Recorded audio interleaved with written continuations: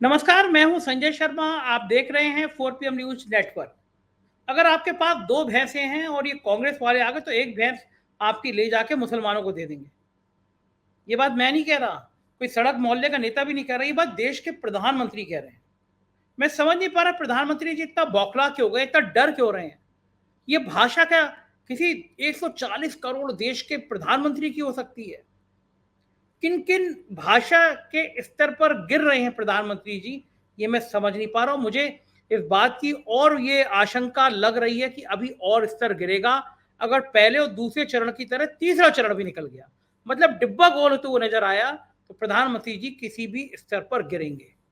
मैंने जाने माने पत्रकार अभय दुबे जी तमाम बड़े चैनलों में आते रहते हैं, आजकल रोज एबीपी पे आते हैं, बहुत किताबें लिखी हैं। मैंने उनसे बात समझने की कोशिश करी कि मनोविज्ञान क्या है, कहाँ पे प्रधानमंत्री पे लागू होता है। मैंने उनसे पूछा कि राम मंदिर कहाँ गायब हो गया। सुधीर चौधरी भली गरमा रहे हो, कल भी वो ब्लैक एंड व्हाइट में काशी का मंदिर और मथुरा का मंदिर और लव जिहाद और बक्स फोर्ट खूब गर्म करने की कोशिश कर रहे हैं, क्योंकि उनके शुगर डैडी की स्थिति खराब है। लेकिन बाकी जगह तो कोई नजर नहीं आ रहा। तो देश की राजनीति पर हमने अभय दुबे जी से बात करी। सीधे ले चलता हूँ अभय जी के पास। चैनल को ज्वाइन करना, सब्सक्राइब करना ना भूलिए। चलते हैं अभय जी से, बहुत शानदार इंटरव्यू है, बातचीत पूरी सुनिएगा। चलिए मिलते हैं अभय जी से। 4 PM न्यूज नेटवर्क में स्वागत है अभय दुबे जी आपका। अगर आपके पास दो भैंसे हैं तो ये कांग्रेस के लोग एक भैंस मुसलमान को दे देंगे। ये बात सुन के आपके चेहरे पे हंसी आ जाएगी। कोई भी इंसान देश का हंसेगा कि कैसी बातें कर रहे हैं चुनाव में, और कौन ये ओछी बात कर रहा है कि दो भैंसें होंगी तो एक भैंस छीन के मुसलमान को दे देंगे। लेकिन कोई सड़क छाप आदमी नहीं कर रहा है। ये भाषा है देश के प्रधानमंत्री की। मंगलसूत्र, मुसलमान, आरक्षण के बाद अब ताजा एपिसोड भैंस भी आ गई। पिछली बार गधे आए थे, आपको याद होगा, शमशान कब्रिस्तान आए थे, और अब भैंस आ गई। प्रधानमंत्री जी कोई स्तर रखेंगे गिरने की, भाषा की मर्यादा का गिरने का, या कसम खा रखी कि सारे रिकॉर्ड तोड़ने हैं उनको? क्या लगता है आपको? देखिए, वैसे तो भाषा के मामले में वो हमेशा से ही ढीले हैं, लेकिन जैसे ही चुनाव का समय आता है, वो सारी सीमाओं को फौरन तोड़ देते हैं और चुनाव में भाषा के बेजा इस्तेमाल या बेजा भाषा के इस्तेमाल पर नरेंद्र मोदी के संदर्भ में कोई भी सीमा नहीं देखी जा सकती। और ये अब तो 10 साल पुरानी बात हो गई है। जब गुजरात में चुनाव लड़ते थे तो हम लोगों को नहीं पता किस तरह की भाषा इस्तेमाल करते थे, यहाँ तक खबर नहीं आती थी। वो गुजराती में भाषण देते होंगे और यहाँ तक खबर भी नहीं आती थी गुजरात के चुनावों की। जो आती थी वो हिंदी अंग्रेजी में आती थी खबर। लेकिन लोकसभा चुनाव में जब प्रधानमंत्री बन गए तो उनको विधानसभा के चुनाव में और लोकसभा के चुनाव में हमने प्रचार करते हुए देखा, और उन्होंने कहीं कभी कोई सीमा नहीं रखी। इसलिए इसके ऊपर तो हम लोग क्या चर्चा करें। अब जहां तक इसके अंदर क्या कोई पैटर्न है, ये चीज एक देखने वाली है। वो जो एक एक एक जिसे कहते हैं ना, मुस्लिम फोबिया, मुस्लिम भीति फैलाकर हिंदू वोटों को एकत्रित करना चाहते हैं, उनको एकताबद्ध करना चाहते हैं, ताकि हिंदू बड़े पैमाने पर एकताबद्ध होकर प्रतिक्रिया स्वरूप भारतीय जनता पार्टी के पक्ष में खड़े हो जाएं। और जाति जो सिर उभार रही है, समुदाय जो सिर उभार रहा है, वो उसके ऊपर जो हिंदू पहचान है, हिंदू पहचान छा जाए। इसका एक उदाहरण मैं बताता हूं आपको। जब दूसरे चरण की भी वोटिंग हो गई और भाजपा को लगा कि हिंदुओं ने हमें उस तरह से वोट नहीं दिए जिस तरह से उन्हें उम्मीद थी, तो भारतीय जनता पार्टी के एक समर्थक पत्रकार, जिन्होंने एक सोशल मीडिया प्लेटफॉर्म भी बना रखा है, उन्होंने वहां से एक वीडियो जारी किया। उस वीडियो में क्या था, उन्होंने हिंदुओं को उदाहरण देकर समझाया था कि उन्हें क्यों वोट देने चाहिए, और अगर उन्हें वोट देने के लिए वो नहीं निकलेंगे, वो लाइन लगाकर नहीं लगेंगे, तो उनका वो हाल होगा जो कि विभाजन से पहले सियालकोट के हिंदुओं का हुआ। आप मेरी बातों को जरा थोड़ा ध्यान से सुनिए। मैं चाहता हूं कि 4 PM के तमाम जो दर्शक हैं वो इस बात को ध्यान से सुने। वो एक वरिष्ठ पत्रकार हैं और उन्होंने ये अपने सोशल मीडिया प्लेटफॉर्म पर वीडियो जारी किया। उस वीडियो में उन्होंने कहा कि अगर भारत के हिंदू सवेरे सवेरे उठकर लाइन लगाकर वोट नहीं देंगे तो उनका वो हाल होगा जो कि 1900 विभाजन से पहले 1947 में सियालकोट के हिंदुओं का हुआ था। फिर उसके बाद उन्होंने बताना शुरू किया कि सियालकोट लाहौर से कितनी दूर है, वगैरह वगैरह, ये सब उन्होंने बताया। और उसके बाद कहा कि सियालकोट के ऊपर, सियालकोट एक हिंदू, उन्होंने दावा किया कि सियालकोट एक हिंदू बहुसंख्यक जिला था। जब विभाजन की चर्चा चली तो असम के नेता गोपीनाथ बोरदोलोई ने ये ऐलान किया कि सियालकोट भारत में रहना चाहिए। उनके आग्रह के असम के नेता ने, बोरदोलोई ने ये कहा कि भारत में रहना चाहिए। और उसके बाद में सियालकोट में एक जनमत संग्रह हुआ। उस जनमत संग्रह में सुबह सुबह मुसलमान खड़े होकर लाइन में लग गए। हिंदू आए, मुसलमानों को लाइन में लगा हुआ देखा और कहा अरे इसमें तो बहुत देर लगेगी, चलो घर वापस चलते हैं। और हिंदू घर वापस चले गए। नतीजा ये निकला कि हिंदू पक्ष 55,000 वोटों से हार गया और सियालकोट पाकिस्तान में चला गया। उसके बाद जिन्ना ने डायरेक्ट एक्शन वाला आह्वान किया। उसके बाद सारे मुसलमान उन हिंदुओं पर टूट पड़े जो कि आराम तलबी के कारण वोट डालने नहीं गए थे, जिसके कारण उन हिंदुओं को मौत की नींद सुला दिया गया और उनके घर की बहू बेटियों को खींच के उनके साथ बलात्कार किया गया, उनके घर जलाए गए। अगर आप इस तरीके से सवेरे उठकर लाइन में लग के वोट नहीं देंगे तो आपकी हालत वो होगी, आपको वो नुकसान उठाना पड़ेगा जो सियालकोट के हिंदुओं को उठाना पड़ेगा। जैसे वो वीडियो आया, मैंने उसके तथ्यों की जांच की। वो पूरा का पूरा वीडियो झूठ पर आधारित है। पहली बात, जो असम के नेता बोरदोलोई थे, वो सियालकोट के लिए नहीं, सिलहट के लिए संघर्ष कर रहे थे। कहां आसाम और कहां सियालकोट, आप सोचिए। उनकी दिलचस्पी सियालकोट में नहीं हो सकती थी, वो सिलहट के लिए संघर्ष कर रहे थे। और जो जनमत संग्रह हुआ था वो सिलहट के लिए हुआ था, वो सिलहट के लिए हुआ था जनमत संग्रह। सिलहट रेफरेंडम के नाम से मशहूर है। जूनागढ़ में रेफरेंडम हुआ था, सिलहट में रेफरेंडम हुआ था, जो कुछ जगहों में रेफरेंडम हुआ था उनमें से एक ही जगह है। सियालकोट में कोई रेफरेंडम नहीं हुआ था। और 1941 की जनगणना के अनुसार सियालकोट में उस जमाने में जब भारत विभाजन हुआ तो 65% मुसलमान थे, केवल 19% वहां पे हिंदू थे। अगर हिंदू 2 बार भी वोट दे देते तब भी मुसलमानों से वोटिंग में नहीं जीत सकते थे। दूसरा झूठ उन्होंने ये बोला। अब आप देख सकते हैं कि पूरा का पूरा झूठ का बाजार गर्म कर रखा है। वीडियो निकाले जा रहे हैं ताकि हिंदुओं को भड़काया जा सके मुसलमानों के खिलाफ। पूरी कोशिश है कि मुसलमानों के डर से, यानी मुस्लिम भीति से, मुस्लिम फोबिया को फैलाया जाए और हिंदुओं के वोट प्राप्त किए जाएं। इस तरीके से पूरे चुनाव में एक सांप्रदायिक भावनाओं का इंजेक्शन लगाने की एक संगठित, नियोजित और बहुमुखी कोशिश हो रही है। कम से कम दूसरे दौर तक तो मुझे नहीं दिखाई पड़ता कि ये कोशिश कामयाब हुई है। अब मैं तीसरे दौर की प्रतीक्षा करूंगा, जो शायद 7 मई को तीसरा दौर है। तब देखना होगा कि क्या वास्तव में हिंदुओं का आचरण वही होता है जैसा कि नरेंद्र मोदी बनाना चाहते हैं।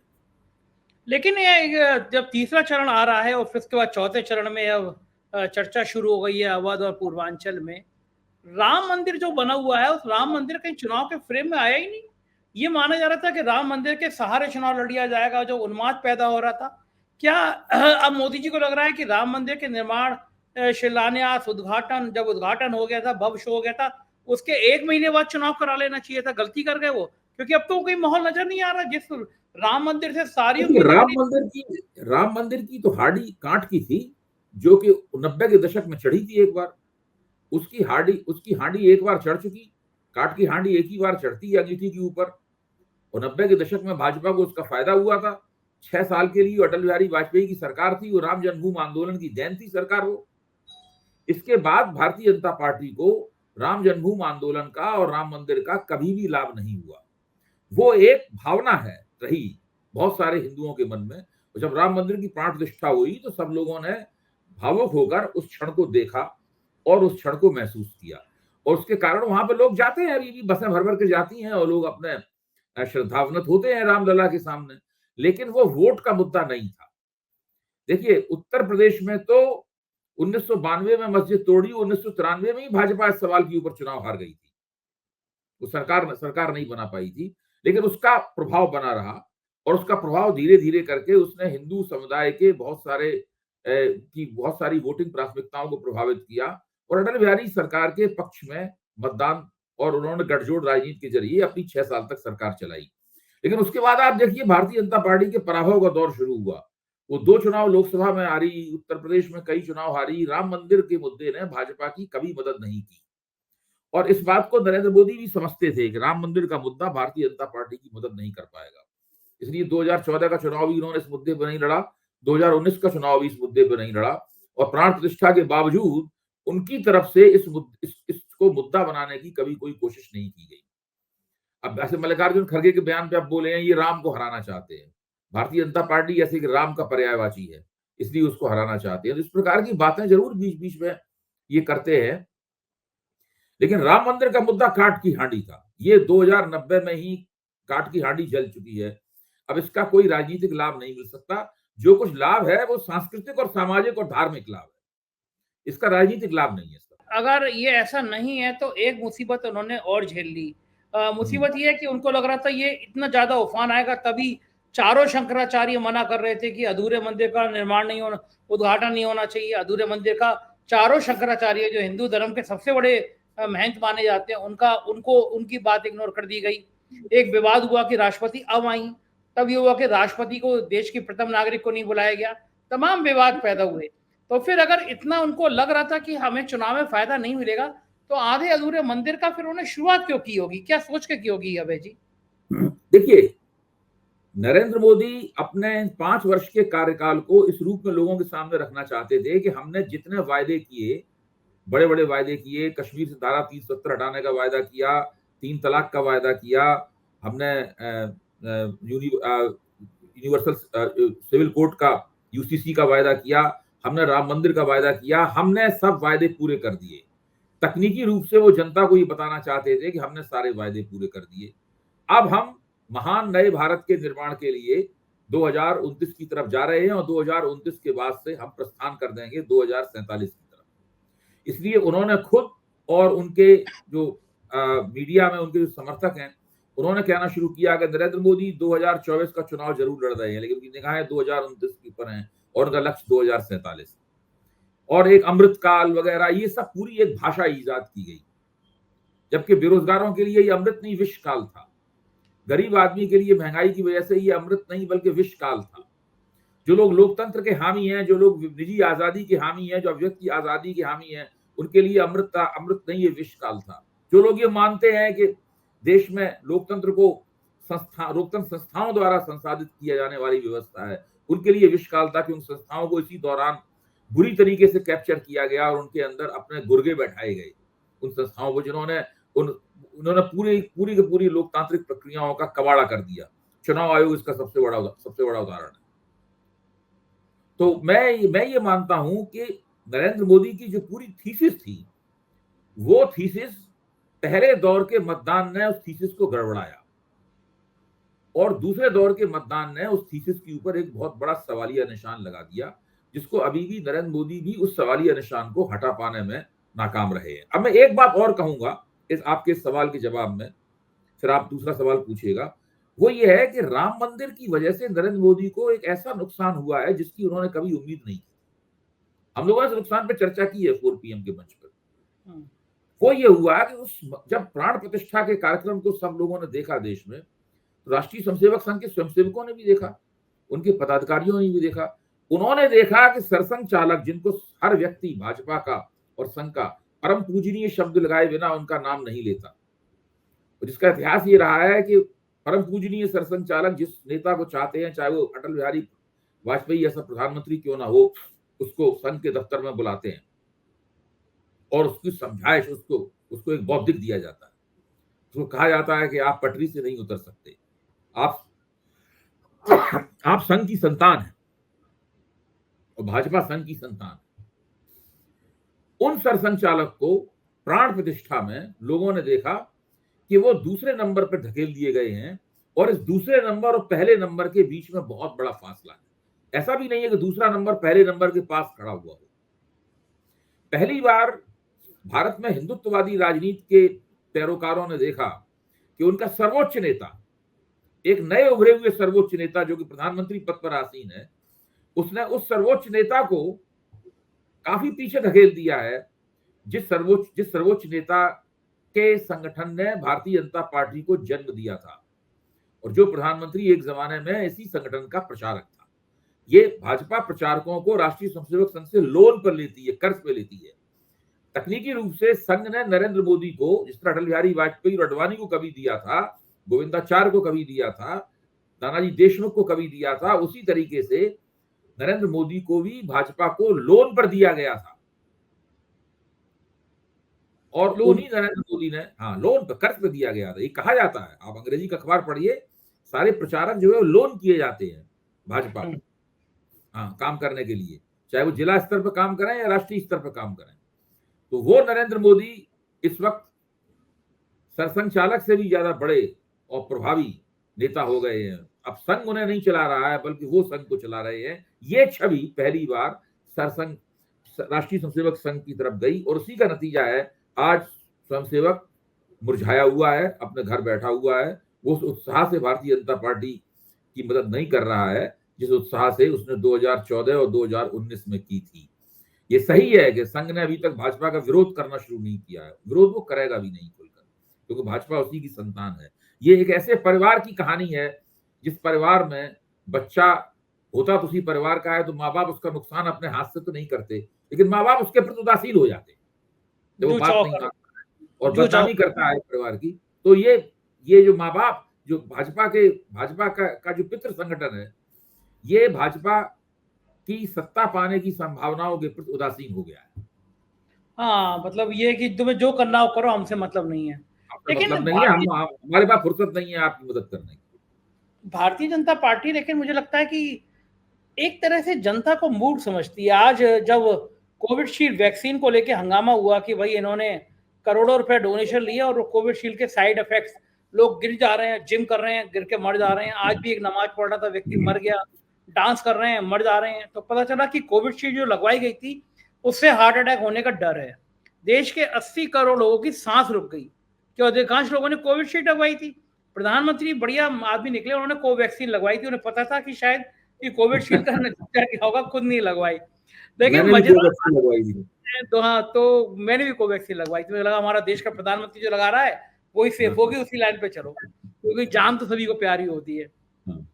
आज मजेदार ये किस्सा ये हुआ कि हम जब अब तक वैक्सीन के सर्टिफिकेट निकालते थे तो प्रधानमंत्री जी की दाढ़ी वाली फोटो या दूसरी फोटो नजर आ जाती थी। वो एक मेरी मित्र थी, मित्र क्या मतलब एयर फ्लाइट में दोस्त बनी, वो लंदन में थी, IIT और IIM करके वहां पे जॉब कर रही थी। तो बात करते हुए हम लोग आए बंबई से लखनऊ तक, तो मैंने उससे पूछा कि क्या चल रहा है, सारी बात करने लगी।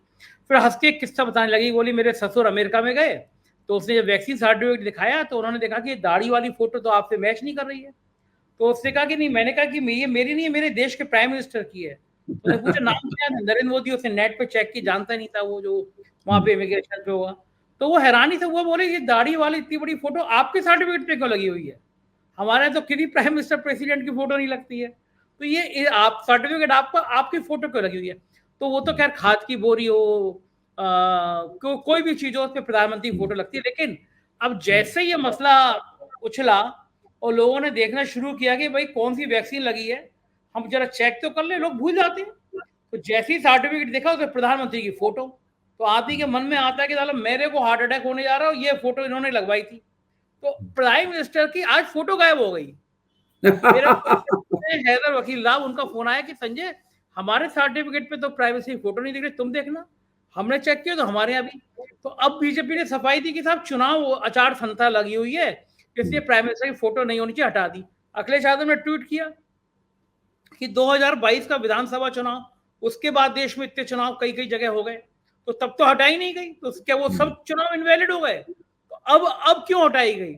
तो क्या ये लोग प्रधानमंत्री जी और बाकी बीजेपी क्या अब मूड समझते हैं कि अब आपको अगर वैक्सीन से वोट डाल रहे हो तो अब तो प्रूव हो रहा है, इस वजह से डाल रहे हो।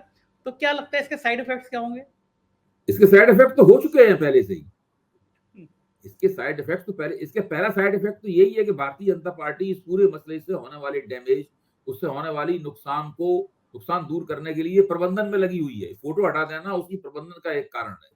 लेकिन जनता के बीच में, आम लोगों के बीच में, खासतौर से पढ़े लिखे मध्य वर्ग के बीच में इस बात को लेकर बहुत चर्चा है। लोग अभी टीवी वालों ने इसके ऊपर कार्यक्रम शुरू नहीं किए। टीवी वाले तो वैसे भी सरकार की तरफ रहते हैं, लेकिन जो सरकार के आलोचक हैं उन्होंने भी इसके ऊपर कार्यक्रम नहीं शुरू किए। इनके ऊपर जरा कुछ मेडिकल एक्सपर्ट्स वगैरह को बैठा के अगर कार्यक्रम किए जाए तो बात और समझ में आएगी कि इस कोवैक्सीन का जो कोविशील्ड है इसका कितना नुकसान होगा, और कोविशील्ड वालों से कितना पैसा खाया गया है इलेक्टोरल बॉन्ड के रूप में।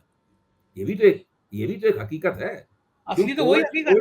कोविशील्ड से जो अंदेशा है हार्ट अटैक का, उसका रिश्ता जो इलेक्टोरल बॉन्ड के जरिए जो भाजपा के खजाने में रुपया पहुंचा है उससे भी तो है उसका रिश्ता। तो ये बात 52 इतनी करोड़, आसान नहीं। 52 करोड़ रुपए की बात सामने आ रही है, 52 करोड़। जी जी जी जी जी। क्या फोटो उठाने से काम चल जाएगा? अब देखिए चुनाव चल रहा है, अब जो कुछ कर पाएंगे बेचारे कर रहे हैं। आप उनकी आलोचना करते हैं, ये आपकी गलती है। तो लेकिन वो तो कर ही रहे हैं, अपने प्रधानमंत्री को बचा रहे हैं किसी तरीके से। लेकिन मैं आलोचना करता हूं तो कुछ लोग बराबर भी कर देते हैं। आप कह रहे हैं कि राम मंदिर का मुद्दा, वो बाकी मुद्दे चढ़ नहीं रहे, लेकिन कल मैं ब्लैक एंड व्हाइट देख रहा था सुधीर चौधरी जी का, वो काशी भी दिखा रहे थे, वो मथुरा भी दिखा रहे थे, वो मंदिर भी दिखा रहे थे, वो बग फोर्ट भी दिखा रहे थे। मतलब जितनी बीजेपी ब्रांडिंग नहीं कर रही है मथुरा काशी की, राम मंदिर की, उतने सुधीर चौधरी आज तक बैठ के कर रहे हैं। तो मतलब अभी भी वो गर्म करने के लिए कि माहौल गर्म कैसे हो जाए, माहौल में गर्मी कैसे आ जाए, अभी भी वो प्लान किए जा रहे हैं। तो ये जो मेन स्ट्रीम मीडिया है अभय जी, जो ये अभी भी गर्मी पैदा करने की कोशिश कर रही है, क्या ये कामयाब हो पाएगी, परवान चढ़ पाएगी? कि आपको क्या लगता है इसके नतीजे क्या देखिए होंगे? इसमें आपने सवाल बहुत दिलचस्प उठाया है। हम लोगों को इस मसले पे निगाह भी रखनी होगी खासतौर से, क्योंकि बीच में जब प्रधानमंत्री ने कांग्रेस के घोषणा पत्र को मुस्लिम लीगी घोषणा पत्र कहा था, और वो उनका मंगलसूत्र कांड हुआ कि वहां से लोगों से, हिंदुओं से सोना छीन लिया जाएगा, आदिवासियों से चांदी छीन ली जाएगी, उस वक्त गोदी मीडिया के कुछ पत्रकारों ने, जिनमें से एक का नाम अभी लिया, एक महिला पत्रकार भी हैं, इन सब लोगों ने कुछ ऐसी बातें कही थी जो कि प्रधानमंत्री के प्रति आलोचना भाव से भरी हुई, और वो कांग्रेस के घोषणा पत्र के पक्ष में जाती है। लोगों ने पूछा था कि भाई ये चीज घोषणा पत्र में कहाँ है, तो घोषणा पत्र में वो चीज थी नहीं उसमें। तो मैंने देखा है कि ये लोग थोड़ा चुनाव के नतीजे को लेके दुविधा में फंस गए। तो कभी कभी बीच में ये ऐसा ऐसा रुख भी अपना रहे हैं। फिर इन्हें याद आता होगा अरे नहीं नहीं, उन्हें तो भाजपा को समर्थन करना है, तो फिर वो फिर राम जन्मभूमि वगैरह दिखाने लगते हैं। तो कुछ इस तरह का मामला आजकल ज्यादा चल रहा है। मुझे लगता है कि देश के मतदाताओं नेताओं से ज्यादा परेशान तो ये गोदी मीडिया है। ये अगर पिताजी पापा जी और पापा की परियां क्या करेंगी, और ये एंकर और एंकरनियां जो डांस करती भाई हैं आप कल्पना कीजिए अगर मोदी जी प्रधानमंत्री कल नहीं रहे 4 तारीख के बाद में, तो ये इन्हें तो आदत पड़ गई है पिछले 10 साल से उनका भजन कीर्तन करने की। फिर इन्हें नए देवता की तलाश करनी पड़ेगी कि भाई कोई दूसरा देवता है उसके भजन कीर्तन हम करें। तो ये इनके लिए तो बहुत मुश्किल हो जाएगा। अब मैं तो ये अच्छा सवाल मुझसे पूछने वाला हूँ कि भाई प्रधानमंत्री तो नहीं रहे, तो अब आप भजन कीर्तन किसका करेंगे?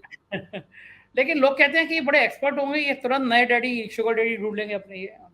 ना वो तो कर लेंगे, देखिए वो कर लेंगे, लेकिन अभी थोड़ा शुरू में थोड़ा अचकचाए रहेंगे, परेशान रहेंगे शुरू में कि क्या हुआ। फिर बाद में फिर तो जब जो सरकार बनेगी नई, उस सरकार के खैरख्वाह बन जाएंगे। जब बात नैतिकता की हो रही है तो एक नैतिकता का सवाल और है अभय जी। ब्रजभूषण सिंह का टिकट काट दिया गया, पहली लाइन ये है। दूसरी लाइन ये है कि ब्रजभूषण सिंह के बेटे को टिकट दे दिया गया। तो जब एक रविन्द्रनाथ आप भागे हुए हैं इतने यौन शोषण के आरोप में, तो यौन शोषण के आरोपी को बेटे को टिकट देना भारतीय जनता पार्टी की कौन सी नैतिकता की निशानी है? देखिए एक चीज है विनेबिलिटी, ये अंग्रेजी का शब्द अब नहीं है, विनेबिलिटी हिंदी का शब्द है। इस तरह लेफ्ट राइट ये सब हिंदी का शब्द है ना, उसी तरीके से विनेबिलिटी भी हिंदी का शब्द है। लोग जब विनेबिलिटी शब्द यूज करते हैं राजनीति के संदर्भ में, तो ये नहीं सोच के यूज करते कि वो अंग्रेजी बोल रहे हैं। तो विनेबिलिटी एक ऐसी भट्टी है जिसमें हर किस्म की नैतिकता जलकर खाक हो चुकी है, और इस शब्द को प्रचलित किया है भारतीय जनता पार्टी।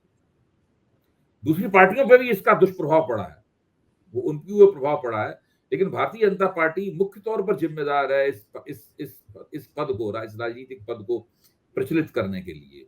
और उसने विनेबिलिटी की भट्टी के ऊपर सब कुछ जलाकर खाक कर दिया है। जिन लोगों को भ्रष्टाचारी कहती है, उन लोगों को पार्टी में क्यों लाती है, तुरंत टिकट क्यों देती है, इसके पीछे भी विनेबिलिटी का आइडिया है। भाई आप सोचिए कि जो जिंदल को टिकट क्यों दिया गया, इस तरह के लोगों को टिकट क्यों दिया जाता है, उन लोगों को बड़े बड़े पदों में क्यों बैठाया जाता है, इसके पीछे वही विचार है कि किसी तरीके से सत्ता अपने हाथ में रखो, और इसी तरीके से हमारे यहाँ लोग जीतते रहे कहीं से भी आए। कहा तो यह था कि संघ भी इस बात से बहुत नाराज है कि जो बीजेपी की उसने कल्पना करी थी, जो आइडियोलॉजी बनाई थी बीजेपी की, वो सब भ्रष्टाचारियों के आने से खराब हो गई। लेकिन इसका कोई निदान तो मुझे लगता नहीं कि बीजेपी के आला मोदी जी कुछ समझ पाएंगे। इसका निदान तभी होगा जब मोदी जी चुनाव की ढलान के ऊपर फिसलेंगे। जिस दिन मोदी जी चुनाव की ढलान पे फिसलेंगे उस दिन मोदी और अमित शाह से भारतीय जनता पार्टी का जो राउज एवेन्यू पर, जिसे दीनदयाल उपाध्याय मार्ग कहते हैं, उसके ऊपर जो महलनुमा दफ्तर है, उस दफ्तर में जब कार्यकर्ता इनका गिरेबान पकड़ के झकझोरेंगे, तब भारतीय जनता पार्टी इन तमाम बातों की तरफ सोचेगी कि हम इनको सत्ता का स्रोत, सत्ता का उद्गम मानते थे, लेकिन दरअसल अब हम कहाँ हैं। देखिए, नरेंद्र मोदी के पराभव से भारतीय जनता पार्टी के पराभव का एक बहुत लंबा दौर शुरू होगा, और वो दौर कब खत्म होगा कोई आज नहीं कह सकता, क्योंकि जिस तरह की पार्टी इन्होंने बना दी है, उस पार्टी को सचेत होने में, दोबारा आंदोलित होने में, दोबारा अपने आदर्शों पर खरे उतरने में, भ्रष्टाचार से अपने आप को मुक्त करने में बहुत समय लगने वाला है। बिल्कुल ठीक बात है, और देखना होगा कि बीजेपी उभरेगी नहीं उभरेगी, लेकिन आपने बहुत अच्छा समय दिया। बहुत बहुत शुक्रिया अभय जी इस बातचीत के लिए। तो ये थे अभय दुबे जी, आपने सुना क्या कह रहे थे, और जाहिर है कि ये बड़ी बात है, क्योंकि अभी ये सब बातें सोचना कहना थोड़ा मुश्किल है इस दौर में। कैसी लगी बातचीत बताइएगा जरूर, चैनल को ज्वाइन कीजिएगा, सब्सक्राइब करिएगा। शुक्रिया, थैंक यू।